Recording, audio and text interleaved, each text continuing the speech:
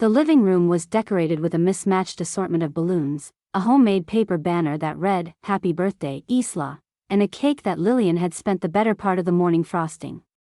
It was slightly lopsided, the lettering a bit smudged, but Isla didn't care.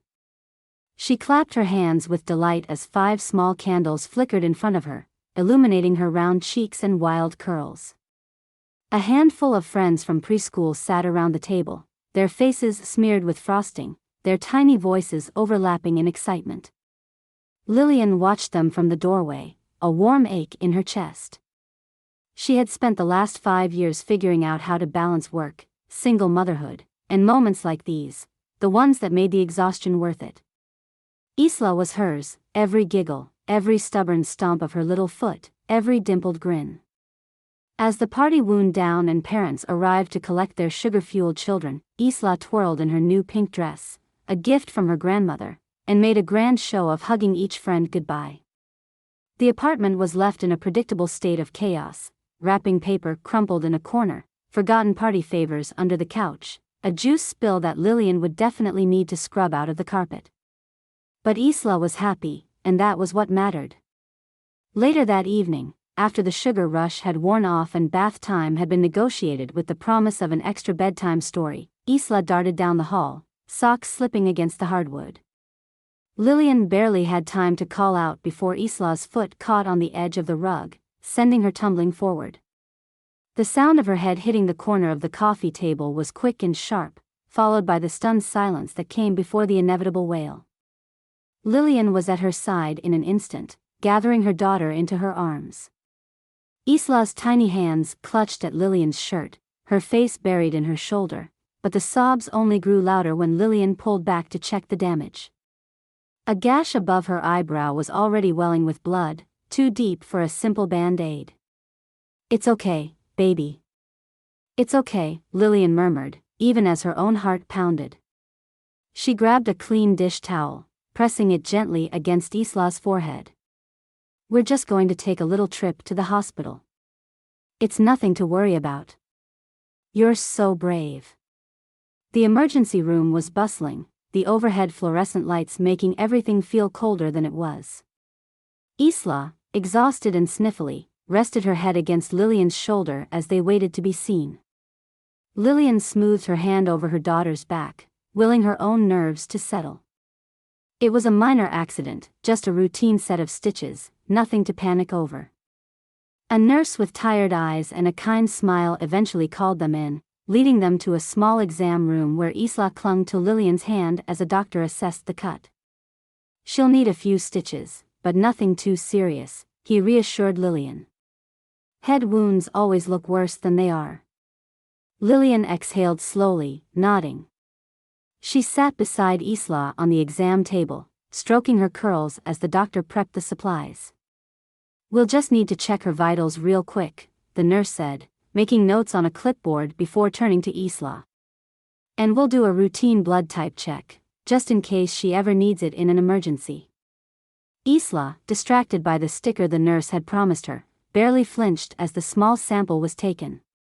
The rest of the procedure was quick, Isla squeezing Lillian's fingers and sniffling dramatically through each stitch, as if she were enduring the gravest hardship. When it was over, the doctor gave her a high five, and the nurse let her pick a cartoon-themed bandage to cover the stitches. Isla, now thoroughly invested in the hospital experience, demanded to know when she could take the stitches out herself, to which the doctor laughed and told her she'd have to come back in a week. Lillian felt her shoulders relax as they packed up to leave.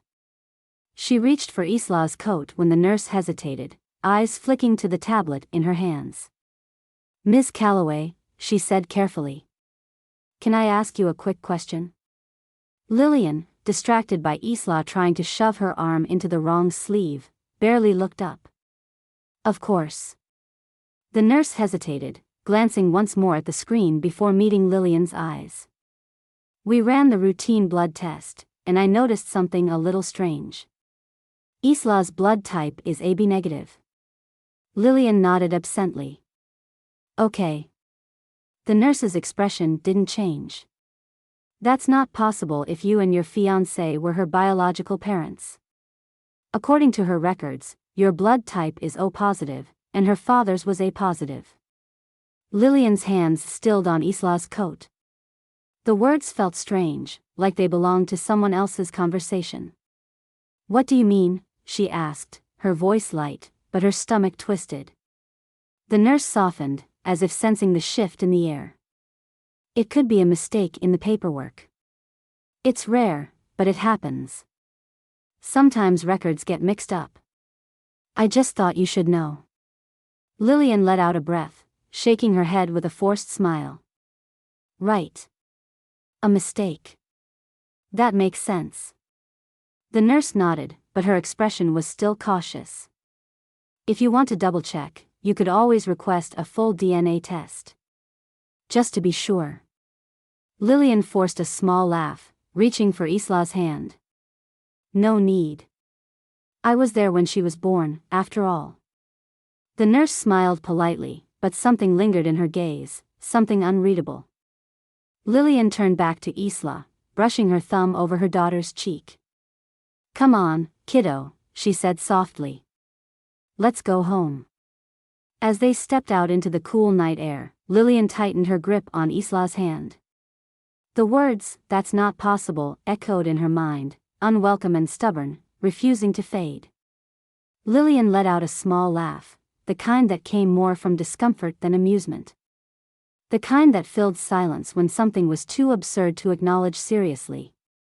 She adjusted Isla's coat, brushing imaginary dust off the shoulders, as if straightening the fabric would smooth out the oddity of the conversation. That's funny, she said, shaking her head. I mean, obviously, there's been a mix-up. Isla is mine. The nurse smiled, the type of smile healthcare workers gave when they were used to delivering strange or unwelcome news. Of course. Paperwork errors happen sometimes. But just to be safe, you might want to consider a DNA test.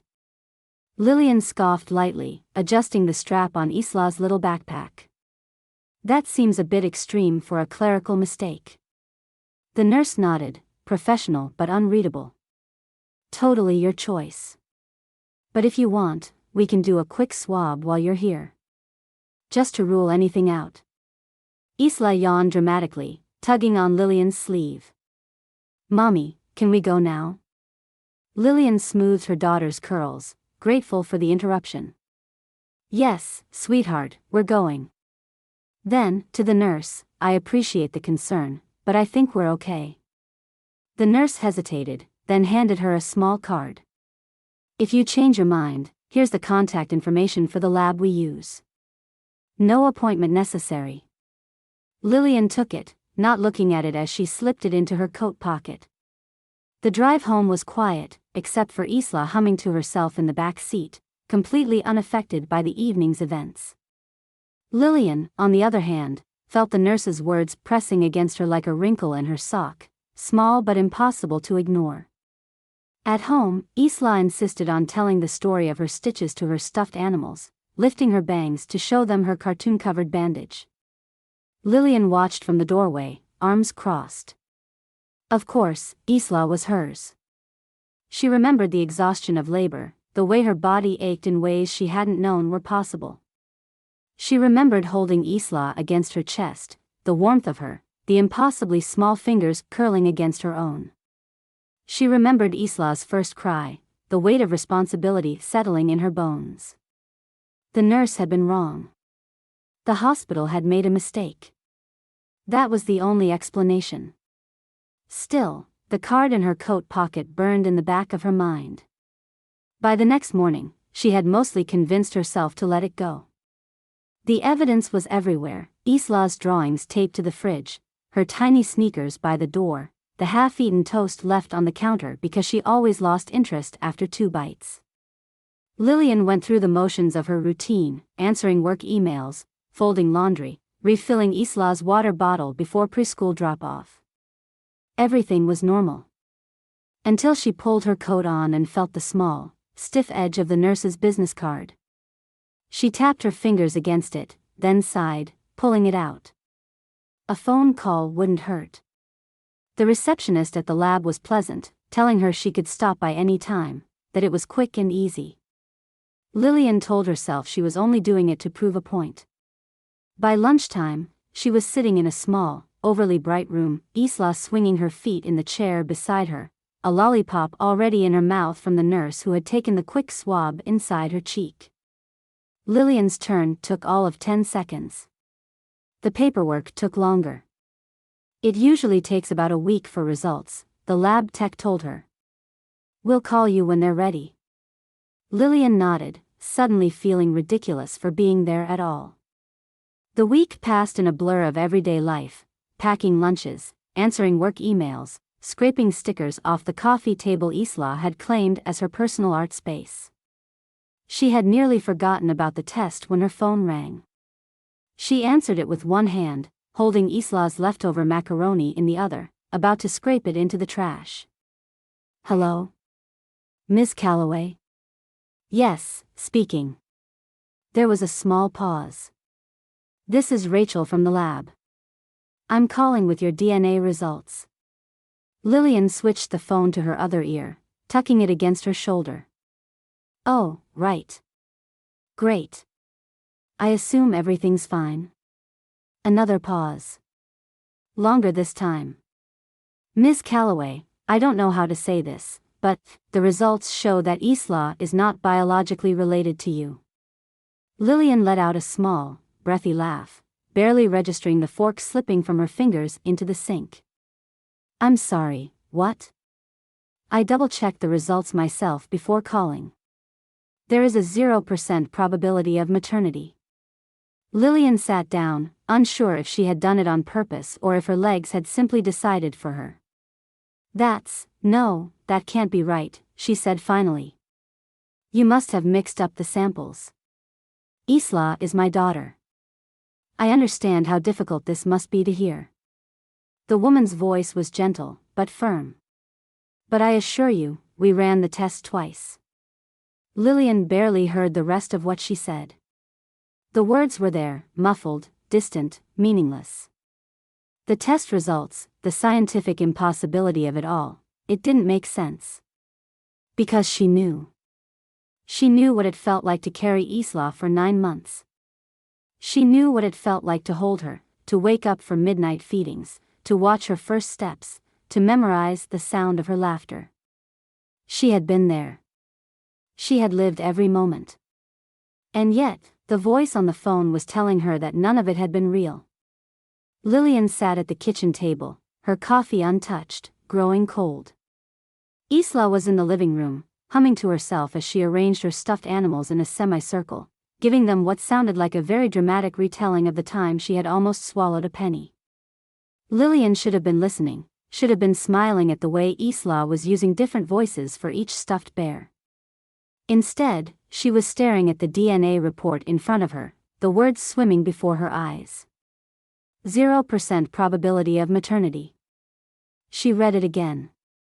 Then again. But the words didn't change. The numbers didn't shift. Isla, her Isla, was not biologically hers. The question had been pressing at her chest since the moment the lab had called. A question too enormous to process all at once. If Isla wasn't hers, then where was her real daughter? She picked up the phone and dialed the hospital, her fingers shaking. A receptionist answered, her voice brisk, professional. Hi, Lillian said, pushing her chair back from the table, suddenly needing space, needing air. I gave birth at your hospital 5 years ago. I need to speak to someone about my records. Of course, the receptionist said. What's the issue? Lillian opened her mouth, then shut it. Where did she even begin? How did she say it out loud? I was told there may have been an error with my daughter's blood type, she said carefully. I had a DNA test done, and the results, they weren't what I expected. The receptionist paused. What kind of error are we talking about? Lillian squeezed her eyes shut. The test says she's not mine. The words tasted foreign, wrong, like they belonged to someone else. The woman on the other end made a small, uncertain noise. That's unusual. No kidding. I need my full medical records, Lillian pressed. Everything from the night I gave birth. Every detail. I can put in a request, but those records aren't something we can release over the phone. Then I'll come in, Lillian said quickly. I can be there in an hour. The receptionist hesitated. Ma'am, I'm not sure. I'm sure, Lillian interrupted. I need to see them. Today. Another pause. Then a sigh. I can put in the request, but it may take a couple of days to process. Lillian gritted her teeth. I'll wait. She hung up, exhaling shakily. Isla was now arranging her stuffed animals into what appeared to be a tea party, completely unaware that her entire world was shifting under her feet. Lillian had never been someone who made waves. She followed rules. She didn't push too hard. But this was different. She was at the hospital by noon, sitting across from a nurse who was flipping through a thick file, her expression carefully neutral. All right, the nurse said, scanning the pages. You were admitted at 10:42 p.m. on November 6th. Your labor progressed normally until approximately 3:27 a.m., when you delivered a healthy baby girl. Lillian nodded. And then? The nurse turned another page. Routine postnatal care. The baby was taken for measurements and basic screenings. Nothing unusual was noted. Lillian clenched her hands in her lap. When was she brought back to me? The nurse's finger traced the document. According to this. 4:15 a.m. Lillian frowned. That didn't seem right. She remembered Isla being placed in her arms almost immediately. She remembered the exhaustion, the overwhelming rush of love, the weight of her baby against her chest. There's nearly an hour missing, she said, her pulse quickening. Why? The nurse glanced up. I don't know. Lillian inhaled sharply. I need to speak to someone who does. The nurse hesitated. Ms. Calloway, hospitals are busy places. Sometimes paperwork isn't exact to the minute. Lillian felt something hot and sharp coil in her chest. I need to speak to someone who was working that night. The nurse shifted uncomfortably. That was 5 years ago. People come and go. Lillian's grip on the edge of the desk tightened. Are you saying there's no way to find out where my baby was for almost an hour? I'm saying that without a documented issue, there's no reason to believe anything was wrong. Lillian let out a hollow laugh. Right. No reason, except for the fact that the child I brought home apparently isn't mine. The nurse flinched, glancing at the door as if hoping someone else would step in and take over. Lillian pushed forward. Who was on shift that night? The nurse sighed, tapping at the computer. Dr. Elliot Marquez was the attending physician. I can see if he's available. A few minutes later, Lillian was ushered into a small office, where a man in his 50s sat behind a cluttered desk, rubbing his temples. He looked up when she entered, his face settling into a polite but tired expression. Ms. Calloway, he said. I understand you have some concerns. Lillian sat down, gripping her purse strap. I don't have concerns. I have proof. I had a DNA test done. Isla isn't mine. Dr. Marquez blinked, clearly not expecting that. That's unusual. I know, Lillian said flatly. He sighed, flipping open a folder. I've reviewed your file. There's nothing in the records to indicate any mistakes. No reports of issues that night. No complaints filed. No indication that anything went wrong. Lillian's chest tightened. Then where was my baby between 3:27 and 4:15? Dr. Marquez leaned back. Ms. Calloway, we're talking about a chaotic, high-volume hospital. Sometimes things don't get documented to the minute. If there had been a major mistake, it would have been flagged. Lillian felt her frustration spike. I don't need flags. I need facts. The doctor exhaled through his nose. What exactly are you hoping to find? Lillian stood. I don't know yet. But I'm going to keep looking until I do. The hospital wasn't going to help her. That much was clear. Which meant she had only one option left. A second DNA test. From a lab that had nothing to do with this hospital. She wasn't stopping until she had real answers. The envelope sat on the kitchen counter, unopened. Lillian had been staring at it for the last 20 minutes, the weight of it pressing into her like a physical force. Isla was at preschool, mercifully unaware that her entire existence, at least in the way Lillian had always understood it, was unraveling. She picked up the envelope, turned it over in her hands. The return address was from a private lab, one with no ties to the hospital, no possibility of a clerical mistake or misplaced records. It was just science. Facts. Data that would either confirm that the world still made sense or rip apart what was left of the version of reality she had clung to for 5 years. She tore it open, her breath tight in her throat.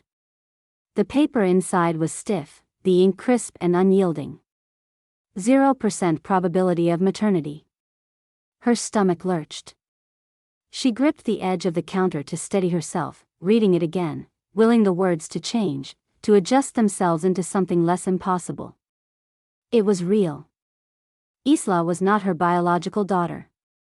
The room tilted, like she had stepped onto a moving train without bracing herself.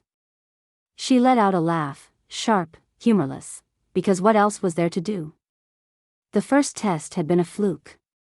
A mix-up. A technical error. But this was confirmation. She sat heavily in the chair by the kitchen table, the paper still clutched in her hands. This wasn't supposed to happen to people like her. This was the kind of thing that happened in tabloid articles, in late-night TV dramas, in someone else's life. But it was happening. It had already happened. Lillian reached for her phone, her fingers numb, and called the hospital again. She was done with polite inquiries. Done with waiting for someone to take her seriously. I need every single record from the night my daughter was born, she said, skipping past pleasantries. All of it. Now. The receptionist on the other end cleared her throat. Miss Calloway, as I mentioned before, these things take time. I'll come in. I'll wait as long as it takes. But I need them today. A pause. Then a reluctant sigh. Let me see what I can do. Lillian was at the hospital within the hour, sitting in a windowless office while a different nurse, this one older, with the clipped, efficient energy of someone who had been doing this job too long, sorted through a thick file. You're requesting your complete medical records from November 6th, 5 years ago, the nurse said, flipping through pages. Yes. Lillian's voice was steadier than she felt. The nurse skimmed a section, nodding slightly. You were admitted at 10:42 p.m., she read aloud. Labor progressed normally. You delivered at 3:27 a.m. Baby was taken for standard postnatal care. Lillian leaned forward. And when was she returned to me? The nurse turned another page. 4:15 a.m. Lillian felt the numbers settle over her like a heavy fog. That's an hour later, she said, voice tight. The nurse glanced up, brow furrowed. Looks like it, yes. Lillian shook her head. That doesn't make sense. I remember holding her almost immediately. The nurse flipped back a few pages, checking something. It says here there was a temporary transfer to the neonatal unit. For what? It doesn't specify. Lillian pressed her fingers to her temple. You're telling me there's an hour missing from my records, and no one thought that was worth documenting? The nurse sighed, rubbing her forehead. Ms. Calloway, hospitals are busy places. There are dozens of births every night, and not every single detail gets noted to the minute. Lillian exhaled sharply. But an entire hour? The nurse hesitated. It could have been anything. A delay in paperwork, a routine exam, a simple miscommunication. Or, Lillian thought, it could have been something else. She gathered the copies of her records, standing abruptly. "Thank you for your time." Outside, the hospital lobby bustled with life, pregnant women rubbing their bellies, new parents cradling tiny bundles, nurses moving briskly between stations. It was a world she had once trusted completely. A world that had given her Isla. She stepped outside, the cool air hitting her face, the medical file clutched in her hands. There was an hour missing. And in that hour, something had happened. Something that had changed everything. Lillian sat in the dim glow of her kitchen, the stack of medical records spread out before her. The numbers on the pages blurred together, her eyes dry and burning from lack of sleep. She had read them over and over, tracing her finger along the timeline as if the sheer act of repetition would force the truth to rearrange itself into something understandable. But no matter how many times she looked, the gap remained. 58 minutes. A missing hour.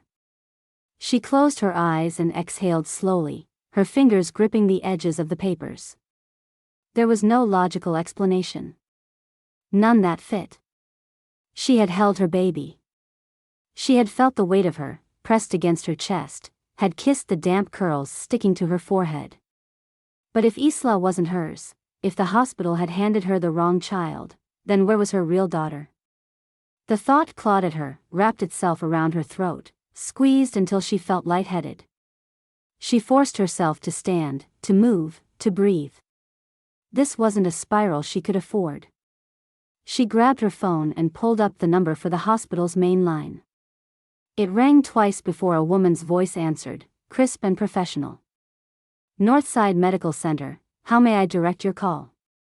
"I need to speak with Dr. Elliot Marquez," Lillian said, steadying her voice. There was a slight pause.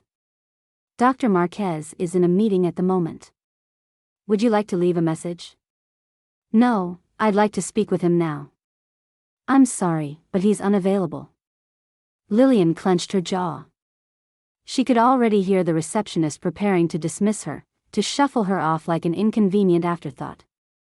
"Tell him it's regarding a major error in patient records," she said, her voice sharper now. "Tell him it's a matter of legal urgency."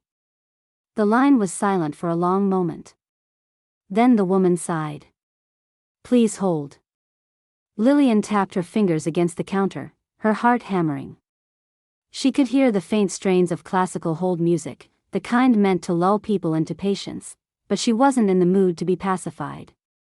Minutes stretched before the line clicked. "This is Dr. Marquez," a deep voice said, slightly irritated. Lillian tightened her grip on the phone. "Dr. Marquez, my name is Lillian Calloway. I gave birth at your hospital 5 years ago. I need answers about a mistake in my medical records." A brief pause. Then a measured, professional response. "Ms. Calloway, I understand that medical records can sometimes be difficult to interpret. What exactly is the issue?" She inhaled sharply, steadying herself. "I took a DNA test. 2, actually. Isla isn't mine." There was another pause, longer this time. When he finally spoke, his voice was calm, too calm. "That sounds highly unlikely." "Unlikely or not, it's what the tests say. And when I checked my records, I found nearly an hour missing from the time I gave birth to when the baby was returned to me. I want to know what happened in that time." Dr. Marquez sighed, the kind of exhale that was meant to make her feel like she was being unreasonable. "Ms. Calloway, I've worked at this hospital for over 20 years. We do not lose babies. And we certainly don't, swap them? That only happens in bad television dramas." Lillian's grip on the phone tightened. "I'm not accusing anyone of doing it on purpose. But something happened. A mistake, a mix-up, whatever it was, it happened, and I need to know where my real daughter is." He made a faint noise, like he was flipping through papers, as if giving her the illusion of effort. I can assure you that all documentation indicates Isla was the child you delivered. If there was a clerical error in the timing of events, it would be nothing more than a discrepancy in paperwork. Isla is legally your daughter, and that's what matters. Lillian felt something in her snap. Legally? Legally? That's all that matters to you? Dr. Marquez didn't answer immediately. When he finally spoke, his voice had the tone of someone eager to end the conversation. Miss Calloway, I understand this is an emotional situation, but there is nothing in our records that suggests anything unusual occurred that night. I encourage you to focus on your daughter, Anne. Focus on my daughter? Lillian's voice rose, a tremor beneath it. Which one? The one I've been raising, or the one I don't even know exists? Silence. Dr. Marquez cleared his throat. I'm sorry, but there's nothing more I can tell you. If you have concerns, I suggest you speak with legal counsel, but I assure you, there was no mistake. Lillian pressed her fingers against her temple, breathing hard. You're lying. I'm ending this call now, Miss Calloway. I hope you find peace with this situation. The line went dead. Lillian stood frozen, the phone still pressed to her ear. The room around her felt too quiet, too still. He had dismissed her. Like this was nothing. Like her entire world wasn't falling apart. Like her daughter, her real daughter, wasn't missing. Lillian sat in her car, gripping the steering wheel so tightly her knuckles turned white. The conversation with Dr. Marquez had been infuriating, a carefully orchestrated attempt to dismiss her concerns and send her back to her life as if she could ever unhear the words Isla isn't yours. She wasn't done. Not even close. She had spent the last 2 nights poring over every name in her medical records, making a list of anyone who had been present at the hospital the night Isla was born. Doctors, nurses, techs, anyone who might have seen something. Most were no longer with the hospital, their employment records ending years ago. But one name stood out. Joanna Miller. Still employed. Still working at Northside Medical. Lillian had left 3 messages at the hospital, each one ignored. She had shown up in person that morning, only to be told Joanna was unavailable. She knew what that meant. Joanna was avoiding her. So Lillian did the only thing she could think of. She waited. She was parked outside the hospital's employee entrance, checking the time every few minutes. The shift change was happening soon. Nurses filtered in and out, their scrubs wrinkled, their faces etched with exhaustion. And then she saw her. Joanna was shorter than Lillian had expected, with dark curls pulled into a loose bun and a sweater thrown over her scrubs. She looked like she'd had a long day. Lillian didn't care. She stepped out of the car, cutting across the lot. Joanna? The nurse froze, her eyes darting toward the exit, as if considering a quick escape. Lillian held up her hands. I just want to talk. Joanna's expression tightened. I can't help you. Lillian took another step forward. You were working the night my daughter was born. I need to know what happened. Joanna swallowed, shifting her bag higher on her shoulder. I don't remember. Lillian narrowed her eyes. That's funny, because I've been calling you for days, and you've been avoiding me. That doesn't seem like something you'd do if you didn't remember. Joanna's jaw tensed. You need to go through the hospital. I tried. They're covering something up. Lillian's voice wavered, but she pushed forward. Please. I took a DNA test. 2, actually. Isla isn't mine. Something happened that night, and I need to know what it was. Joanna's face paled. Lillian felt it immediately, the shift, the unspoken confirmation that she wasn't crazy, that she wasn't imagining this. You do remember, she whispered. Joanna glanced around the parking lot, then exhaled sharply. Meet me at Café Roma in an hour. Lillian barely nodded before Joanna turned and walked briskly toward her car. An hour later, Lillian sat at a small corner table, gripping her coffee cup, barely aware of the people around her. The cafe was half full, a low hum of conversations and clinking silverware. Joanna slipped in through the door, scanning the room before making her way over. She didn't sit right away. "Before I say anything, I need to know something," Joanna said, her voice low. "Are you planning to sue the hospital?" Lillian blinked. Because if you are, I can't be involved." Lillian shook her head. "I just want answers." Joanna hesitated, then slid into the chair across from her. She didn't speak right away. Instead, she toyed with a sugar packet, tapping it against the table. "There was a power outage that night," she said finally. Lillian's pulse spiked. "A power outage?" Joanna nodded.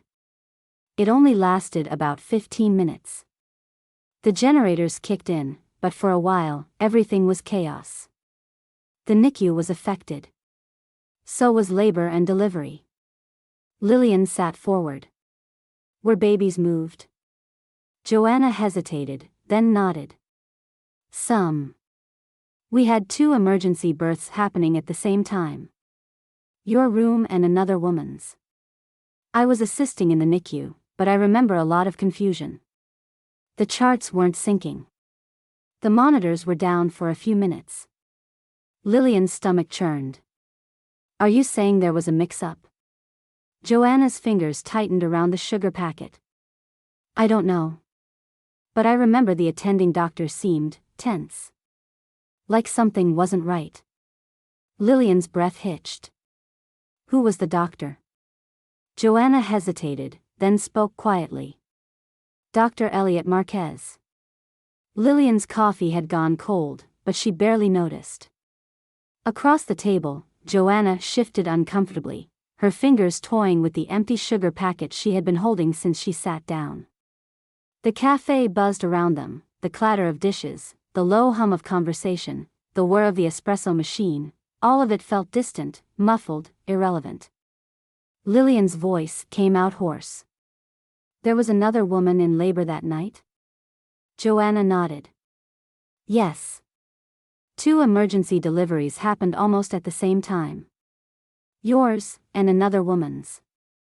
I wasn't assigned to either of your rooms, but I was working in the NICU that night."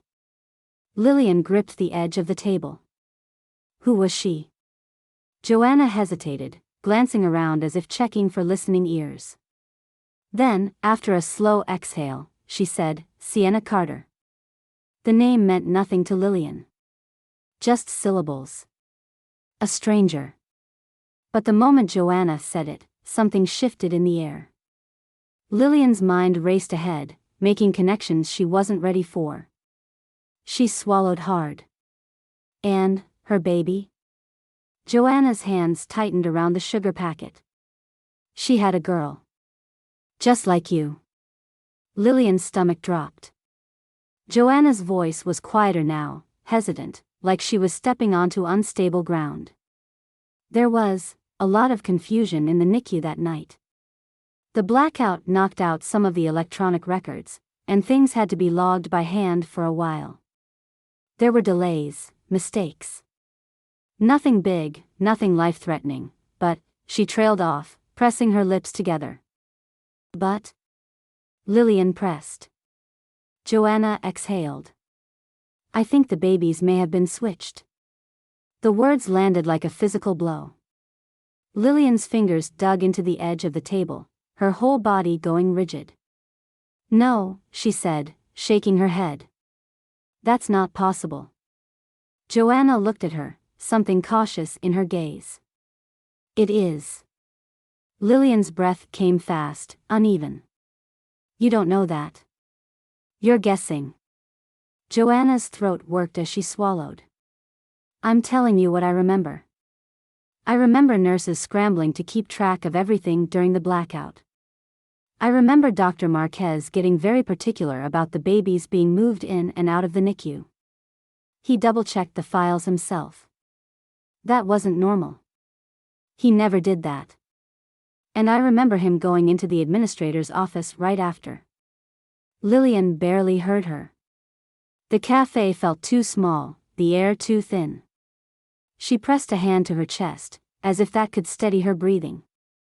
2 baby girls, she whispered. Born during the blackout. Joanna nodded. Lillian clenched her eyes shut. Isla wasn't hers. Which meant. She opened her eyes suddenly, her voice sharp. Where is Sienna Carter now? Joanna hesitated. I don't know. Lillian pushed back from the table, the chair scraping against the tile. She felt weightless, untethered, as if she had stepped outside her body. She needed to find Sienna Carter. Because if Joanna was right, if the hospital had really given her the wrong baby, then somewhere out there, Sienna had been raising her daughter for the last 5 years. Lillian sat in her car, gripping her phone so tightly her fingers ached. The world outside continued as if nothing had changed, cars moving through the late afternoon traffic, pedestrians waiting at crosswalks, a barista in the cafe across the street flipping chairs onto tables as they prepared to close. It was all so ordinary, so offensively normal, while her entire reality had cracked wide open. She had spent the last 5 years believing that Isla was hers. Every scraped knee, every bedtime story, every morning spent making pancakes in their tiny kitchen, it had all been wrapped in the certainty that she was Isla's mother. But if Joanna was right, then Isla had never been hers at all. Her stomach clenched as she opened her internet browser, her fingers hovering over the keyboard. Sienna Carter. The name felt strange in her mouth, foreign and weighty. She had no idea who this woman was, no clue what kind of life she led. All she knew was that 5 years ago, they had been in labor at the same time, in the same hospital, in rooms just a few feet apart. Lillian took a deep breath and typed the name into the search bar. A long list of results appeared, Facebook profiles, LinkedIn pages, a few mentions in local articles. She tapped on the first social media profile. Private. The second one, too. But the third. Her heart pounded as the page loaded. There was a profile picture of a woman in her early 30s, with warm brown eyes and dark, wavy hair. She looked happy, standing on a beach with the wind whipping through her curls. Lillian hesitated, then scrolled. There were posts about books, about coffee, about weekend outings. And then. Her breath hitched. A photo of a little girl. Lillian's hands trembled as she tapped the picture, enlarging it on the screen. The girl was around 5 years old, standing in a park, her face scrunched in concentration as she attempted to blow a bubble from a small plastic wand. Her curls were dark and wild, tumbling over her shoulders. Her nose was slightly upturned, her cheeks dusted with freckles. And her eyes. Lillian's vision blurred. Green. The exact same shade as her own. The same shape, too. And just visible beneath the collar of the girl's dress, near the curve of her shoulder, was a small, faint birthmark. Lillian's birthmark. A shaky breath escaped her lips. This child, this little girl, was hers. She didn't know how she knew. She just knew. In the way she had always known what Isla needed before she even had the words to ask.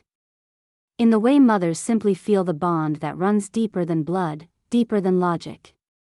Lillian stared at the screen, her pulse roaring in her ears. Esme. That was the name beneath the caption. Esme. Lillian's daughter. And she had no idea. Lillian sat on the edge of her bed, her phone still clutched in her hand, the screen dark now, but the image of Esme burned into her mind. The birthmark. The eyes. The shape of her face. Lillian had spent the last 5 years looking at that face in the mirror, in old baby photos of herself, in the fading memories of her own childhood. Her stomach twisted violently. Esme was her daughter.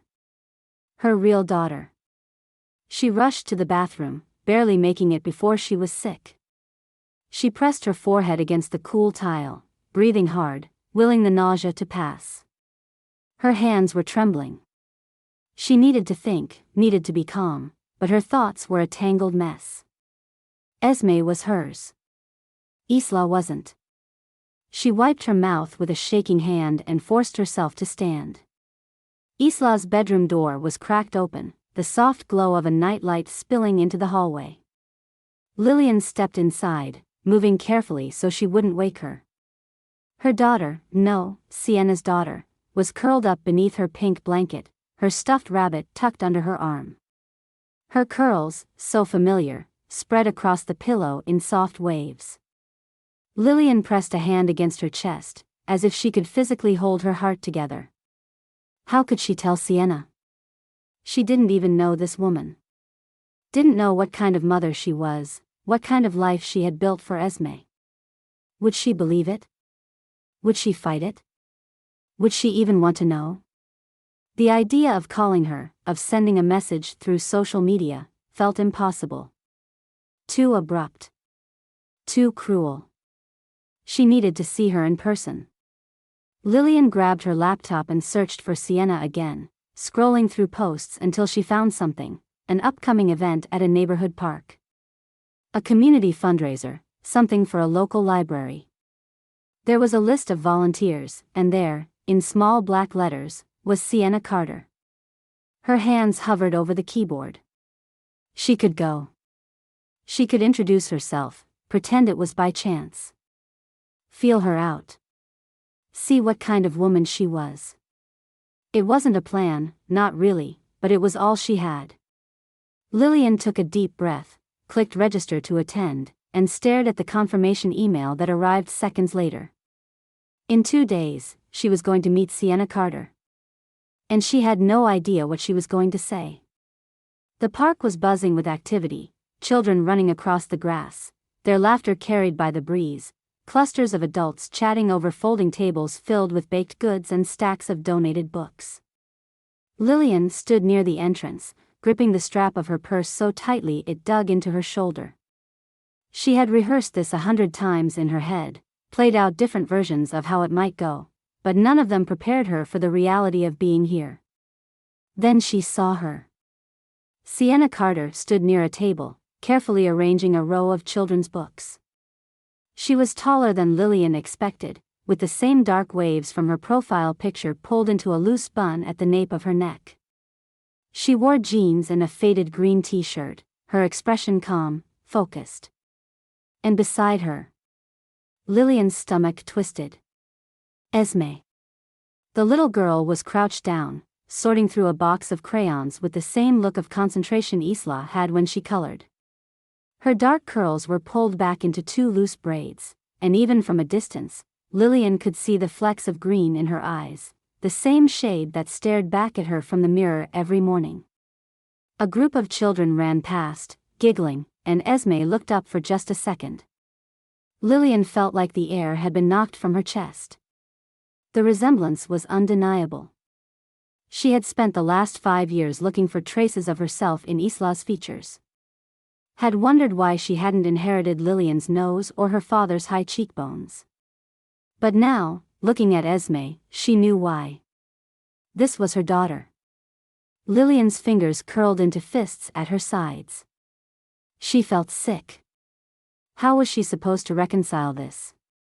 She had spent half a decade raising a child who wasn't biologically hers, loving her so completely that the idea of Isla not being her daughter still felt impossible. But Esme was her blood.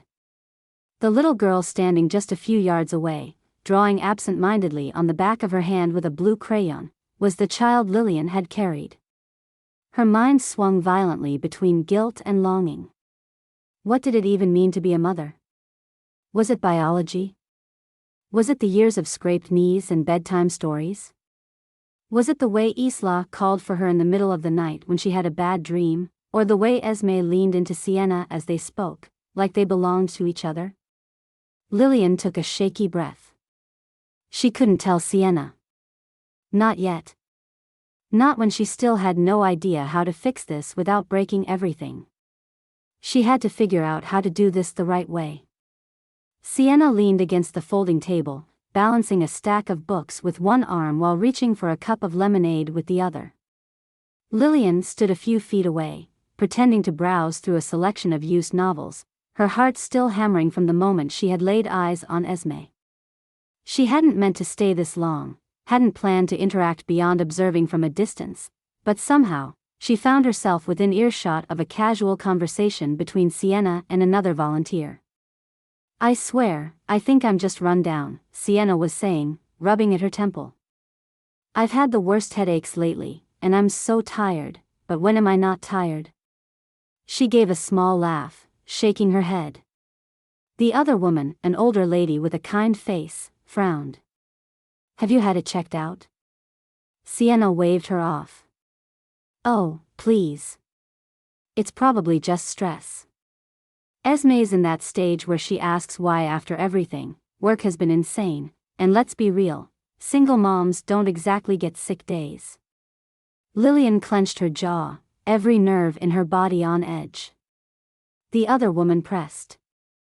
"Still, it wouldn't hurt to see a doctor."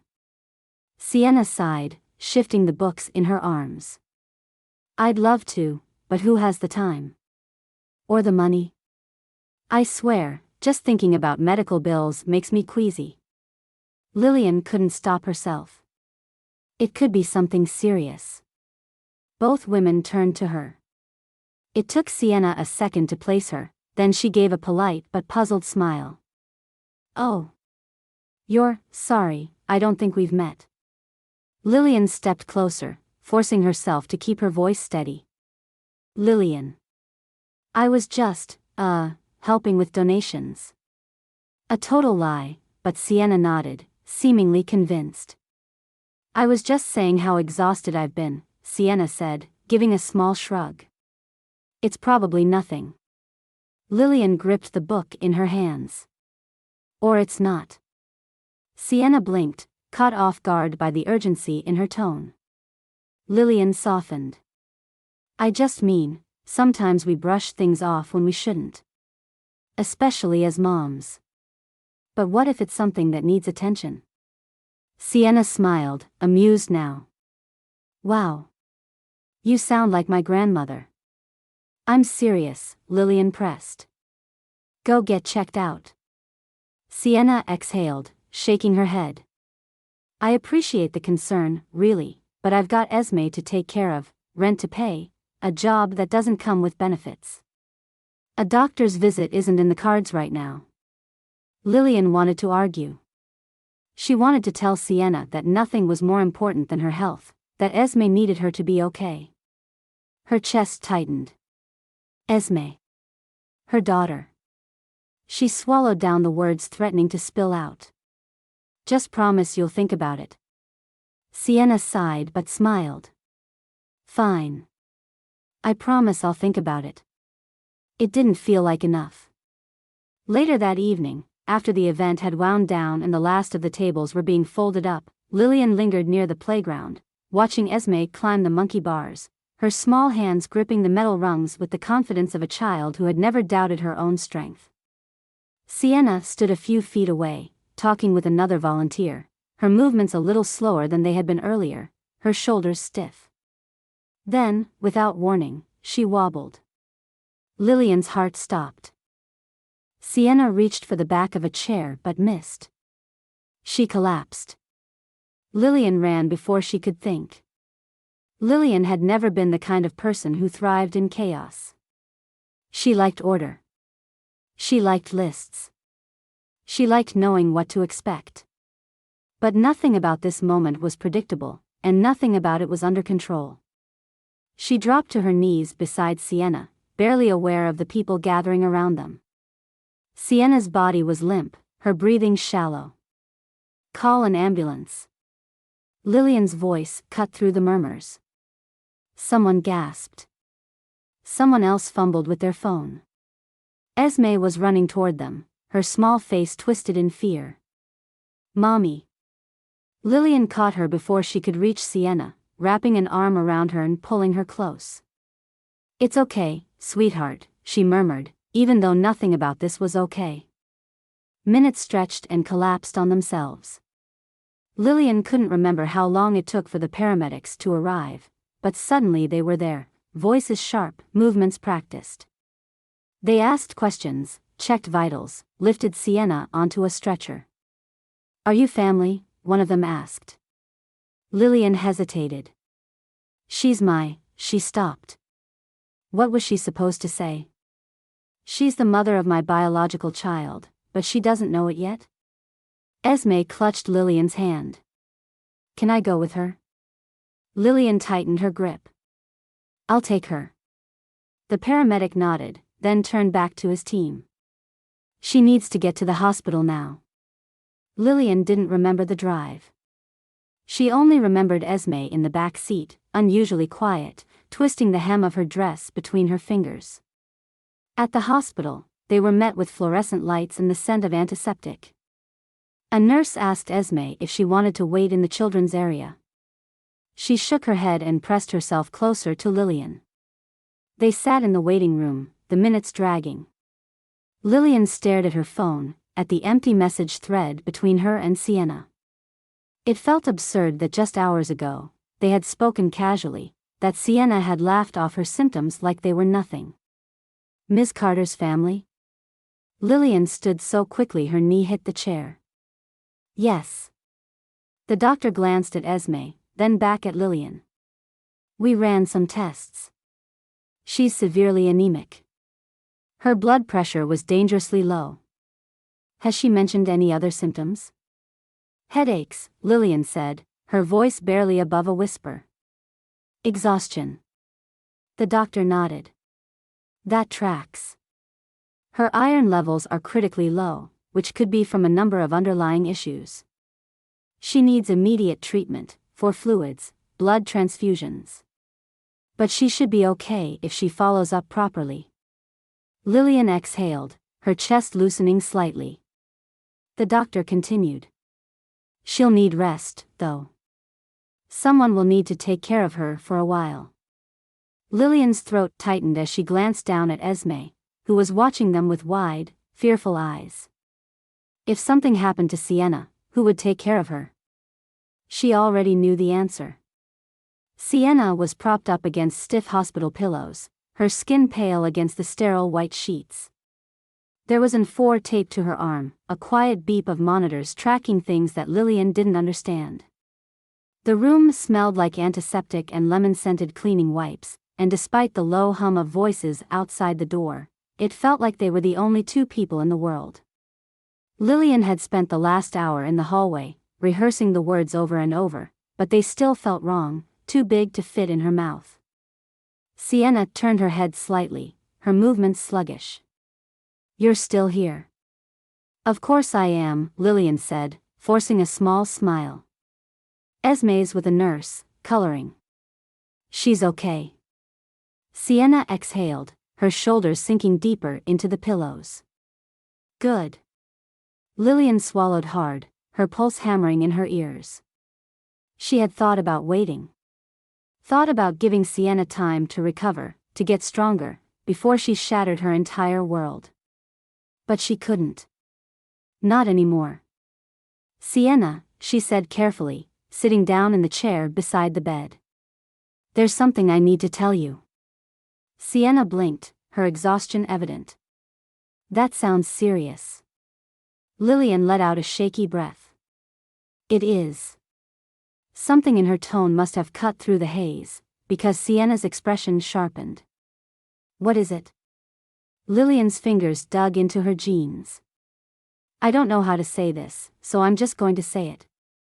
5 years ago, when we both gave birth at Northside Medical, something happened. Our daughters were switched."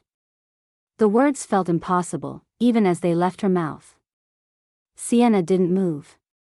Didn't blink. For a moment, Lillian wasn't even sure she had heard her. Then, softly, "What?" Lillian's hands trembled as she reached into her bag, pulling out the folder of paperwork she had been carrying around like a second heartbeat. She placed it gently on Sienna's lap. "I did a DNA test," Lillian whispered. "Two, actually. Isla isn't mine. And Esme." Her voice broke. Esme is. Sienna's fingers hovered over the folder, but she didn't open it. Instead, she let out a hollow, breathless laugh. You're kidding. Lillian shook her head, her throat too tight to speak. Sienna let out another laugh, sharp and brittle. This isn't real. This is some fever dream from the four meds. Lillian opened her mouth, but Sienna cut her off.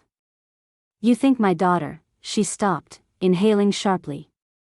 Esme, she pressed a hand to her forehead. You think she's yours? Lillian couldn't breathe. I know she is.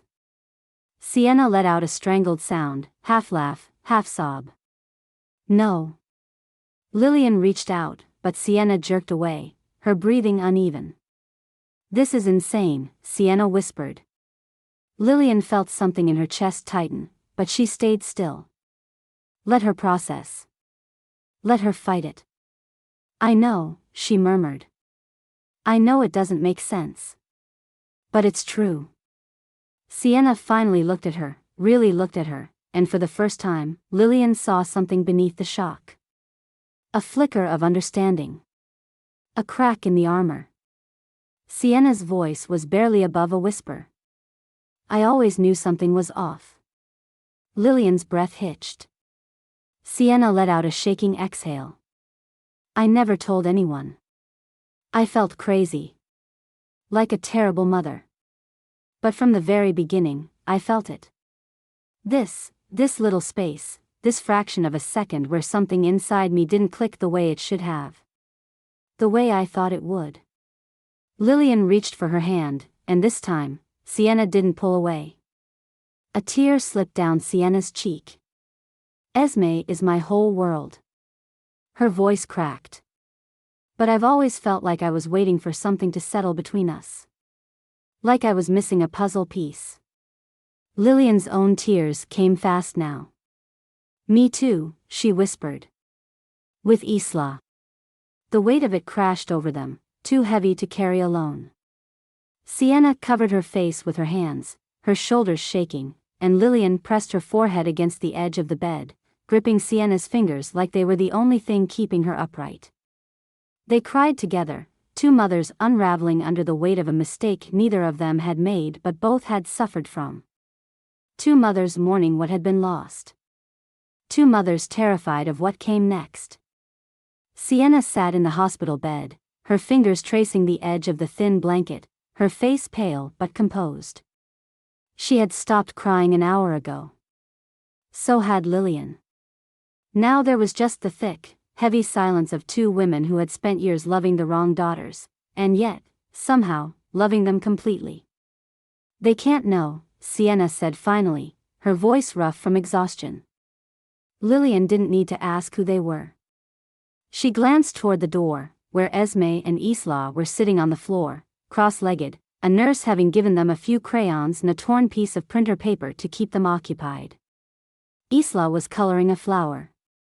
Esme was scribbling stars. At some point, Isla leaned over, whispering something, and Esme laughed, nudging her with her elbow. Lillian swallowed the lump in her throat. No, she said. They can't. Because what would that even look like? What would it mean to rip them away from the only families they had ever known? Would Esme wake up one morning in Lillian's house, looking at a stranger she was expected to call mom? Would Isla be shuffled into a new home, with a woman she had only just met and no understanding of why? No. The hospital had taken 5 years from them. They wouldn't take anything else. Sienna nodded, her hands clenching the blanket. They're already sisters. That's all they need to know. Lillian let out a slow breath, her heart twisting at the word. Sisters. The girls had been born to different mothers, but they had been raised together in a way neither of them had ever realized. Their bond had been accidental. And yet, it had become unbreakable. We'll figure it out, Lillian said. Together. Sienna exhaled, a shaky nod. Okay. And just like that, an unspoken agreement settled between them. No matter what happened, the girls would not be separated. Lillian stayed by Sienna's side through her first round of treatments. It turned out that whatever had been draining her wasn't just exhaustion, it was iron deficiency so severe that the doctors wondered how she had been functioning for so long. Lillian didn't wonder. She already knew the answer. Mothers kept going. That's what they did. Even when their bodies begged them to stop. She drove Sienna to appointments. She made sure Esme had school drop-offs and packed lunches and help with homework. She let Isla sleep in her bed on nights when she sensed something in her head shifted, some tiny, quiet awareness that things were changing in ways she didn't yet understand. One night, after the girls had fallen asleep, Lillian sat on Sienna's couch, her fingers wrapped around a mug of cold tea. "We can't let them get away with this." Sienna didn't ask who they were. She rubbed her temples. "I don't even know where to start." Lillian did. She pulled out her phone, scrolling through the contact her neighbor had given her, an attorney who specialized in medical malpractice. She had been hesitant at first, but the more she thought about it, the more the anger settled deep in her bones. "They took 5 years from us," Lillian said. "They don't get to walk away from that." Sienna didn't hesitate. "Call them." The next day, they sat in a glass-walled office across from a man in a navy suit with a sharp gaze and a legal pad full of questions. He listened. He took notes. He let them pour out every detail: the missing hour, the power outage, the DNA tests, the unshakable, undeniable truth. When they finished, he set his pen down. "This is a massive case," he said. "It's not just negligence. It's life-altering damage. If we do this, you need to be prepared for what comes next." Sienna met Lillian's gaze.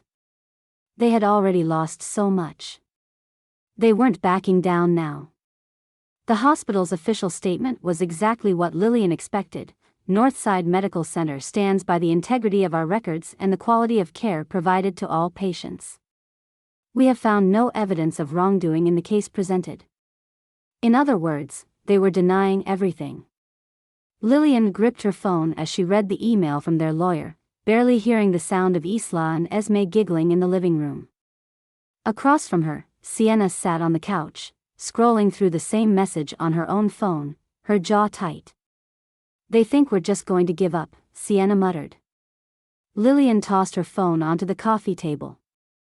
"They don't want this to be a scandal." The lawyer had warned them this would happen. Hospitals didn't just admit to life-altering mistakes. They buried them. They waited for people to get tired, to stop fighting, to accept that justice was expensive and exhausting. Sienna sighed, rubbing her temples. "What do we do now?" Lillian looked at the stacks of paperwork in front of them, the DNA test results, the hospital records, the documentation of the missing hour. "We find proof." 4 weeks, they pushed. Their lawyer filed motions. Requests for records, for staff schedules, for archived security footage. And then, buried in a batch of documents they weren't supposed to see, there it was. An internal report. It was dated the morning after the blackout. A staff member had noted a temporary disruption in patient tracking due to the power outage. There had been a brief period where newborn records may have been inconsistently documented. It wasn't an admission of guilt. But it was enough. The lawyer pounced. When the hospital realized they had been caught, the tone of their emails shifted. Suddenly, there was talk of resolution. Of acknowledging the emotional distress this situation has caused. Then, the offer came. A check. A very large check. The kind that would wipe away debt, pay for therapy, change lives. Lillian stared at the number printed on the document in front of her. "This is what they think we want," she said, her voice flat. Sienna scoffed. "They think we'll shut up and go away." Lillian clenched her jaw. They weren't going away. They didn't want money. They wanted security. They wanted Sienna's medical bills covered, all of them. They wanted trust funds for Esme and Isla, money that would follow them into adulthood, money that no one could take away. They wanted the hospital to admit what had happened. When their lawyer sent back their terms, the response came within hours. The hospital was scared. They were ready to settle. But Lillian and Sienna weren't settling. They were winning. The final settlement came in a thick envelope, hand-delivered by a courier. Lillian and Sienna sat at Lillian's kitchen table, the document spread open between them, the words crisp and undeniable. The hospital had caved. They weren't calling it negligence, of course. The language was careful, full of phrases like unfortunate clerical errors and unexpected procedural inconsistencies. But it didn't matter. The important part was what came after. All of Sienna's medical expenses would be covered. Every test, every treatment, every prescription, no bills, no debt collectors, no calls from insurance companies deciding which part of her care was medically necessary. She would get the best doctors, the best specialists. There would be trust funds for both Isla and Esme, locked accounts that no one could touch until the girls turned 18. College, housing, security, things neither woman had ever been able to guarantee for their daughters before. And, perhaps most shocking of all, the hospital had agreed to issue a public acknowledgement of what had happened. They weren't calling it an apology, exactly, corporate lawyers never allowed that, but it would be a carefully worded statement admitting to the procedural failures that had led to an unfortunate, life-altering mistake. It was as close to justice as they were going to get. Sienna leaned back in her chair, letting out a slow breath. It's done. Lillian nodded, but it didn't feel real yet. She had spent months fighting, sleepless nights researching legal options, days spent arguing with hospital representatives who treated her like an inconvenience. Now there was nothing left to fight for. Sienna ran a hand through her hair. You know, I was ready to just accept it. When I first got sick, I figured, this is just my life. I'd keep pushing through, just like I always have. She gave a small, disbelieving laugh. Now I actually have a chance. Lillian studied her face. The exhaustion was still there, but for the first time, so was relief. Sienna rubbed her hands together. I should pack. I have to check into the treatment center next week. Lillian swallowed past the lump in her throat. You're going to be okay. Sienna gave her a look, something soft and knowing. Yeah. And so are they. From the living room, Isla and Esme's laughter filled the air, as easy and effortless as it had always been. They had won. The first few weeks after Sienna checked into the treatment center were a blur of schedules, appointments, and late-night phone calls.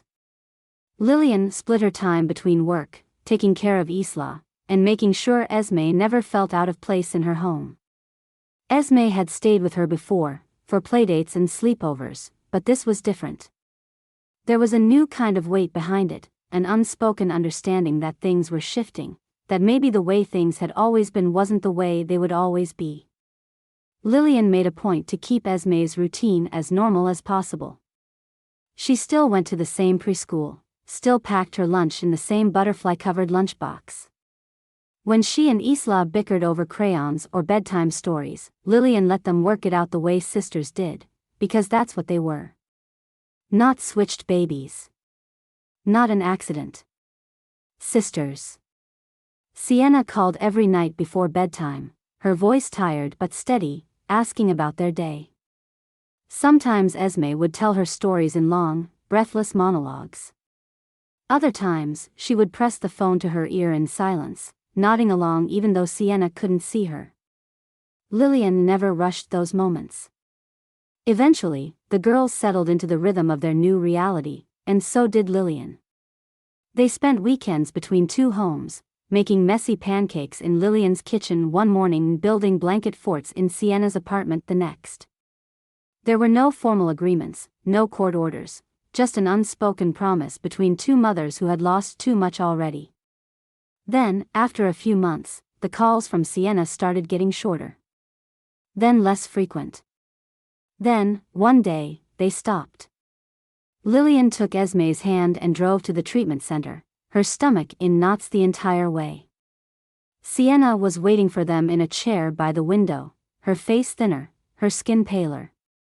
She smiled when she saw Esme, stretching out her arms, but Lillian could see the exhaustion beneath it. Sienna pulled Esme onto her lap, smoothing down her hair. "How's my girl?" Esme chattered about school, about a wobbly tooth she was convinced would never fall out. Sienna listened, nodding, running her fingers through Esme's curls as if memorizing the feel of them.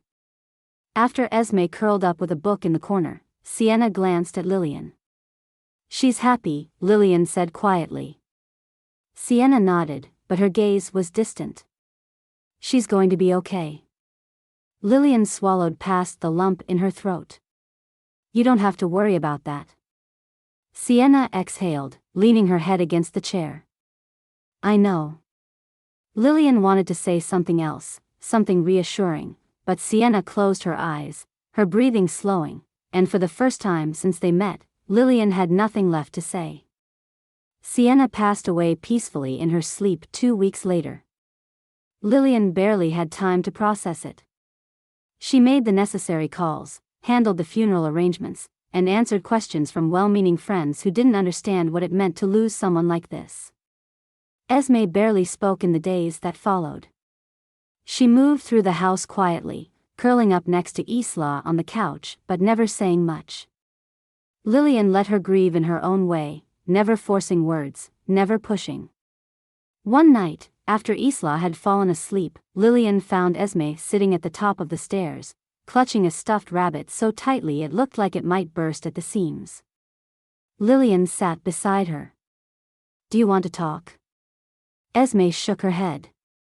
So they sat together, the silence stretching between them. Finally, Esme turned her face into Lillian's shoulder.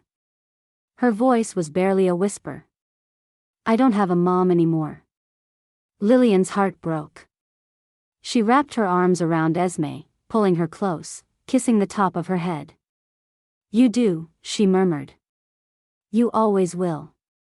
Esme didn't say anything. But she let herself be held. Lillian legally adopted her 3 months later. At first, Esme still called her Lillian. It was muscle memory, a habit that neither of them tried to force away. But something shifted one night, months later, when Lillian tucked the girls into bed, brushing Isla's hair back before pulling the blanket over Esme. Esme hesitated, then clutched Lillian's wrist. "Mom?" Lillian's breath caught. Esme's fingers curled around hers. Lillian pulled her close, pressing a kiss to her forehead. "You were both always mine."